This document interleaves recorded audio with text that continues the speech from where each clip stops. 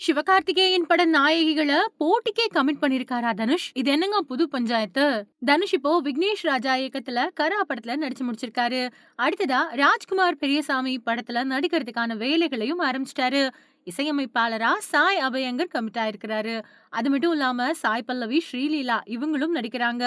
சூழல் இப்படி இருக்க ஹீரோயின்கள் விஷயத்துல சிவகார்த்திகேயனுக்கு போட்டியா தனுஷ் மூவ் பண்றதா சொல்லப்படுது. தனுஷோட நடிப்புல போன வருஷம் வெளியான தேரே இஷ்க் மெயின், இட்லி கடை, குபேரா இந்த 3 படங்களுமே பெரிய அளவுக்கு வெற்றிய பெறல. தனுஷோட நடிப்புக்கு வழக்கம் போல பாராட்டு கிடைச்சது. இருந்தாலும் வணிக ரீதியா வெற்றியத்தான் அவரு பெருசா எதிர்பார்த்துட்டு இருக்காரு. சூழல் இப்படி இருக்க போர்த்தொழில் இயக்குனர் விக்னேஷ் ராஜா இயக்கத்துல கரா படத்துல நடிச்சு முடிச்சிருக்காரு. கண்டிப்பா படம் பந்தயம் அடிக்கும் அப்படின்னு நம்பப்படுது. இந்த படத்துக்கு பின்னாடி ராஜ்குமார் பெரியசாமி இயக்கத்துல நடிக்கிறதுக்கான வேலைகளை ஆரம்பிச்சிட்டதா தெரியுது.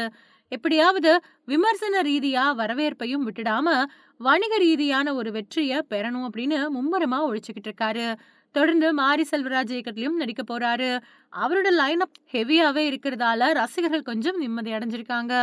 இதுக்கிடையில டாப் நடிகர்கள்ல ஒருத்தரா இருக்கக்கூடிய சிவகார்த்திகேயனுக்கு கெரியரோட ஆரம்பத்துல நிறைய நம்பிக்கை வச்சு உதவி செஞ்சது எல்லாருக்குமே தெரியும். எஸ்கே வளர்ந்து வந்த சமயத்துல 2 பேரும் உடன்பிறவா சகோதரர்கள் மாதிரிதான் பல நிகழ்ச்சிகளுக்கு ஒன்னாவே வந்தாங்க.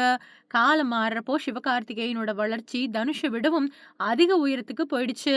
டாக்டர், டான், பராசக்தி அப்படின்னு வரிசையா அவரோட படங்கள் 100 கோடி ரூபாய் வசூல் பண்ணுது.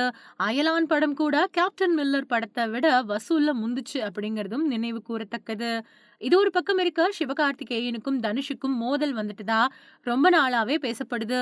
இட்லி கடை ஆடியோ லான்ச்ல கூட தனுஷோட மேனேஜர் ஸ்ரேயாஸ் பேசின பேச்சுல எஸ்கே மீதான தாக்குதல் இருந்ததா கருதப்பட்டுச்சு.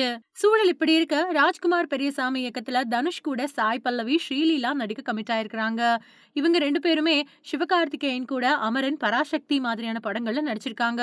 இப்போ சிவகார்த்திகேயன் மட்டும்தான் அவங்க கூட நடிப்பாங்களா, நானும் நடிப்பேன் அப்படின்னு போட்டிக்கு அவங்கள கமிட் பண்ணிருக்கிறதா ரசிகர்கள் மத்தியில பேச்சு எழுந்திருக்கு.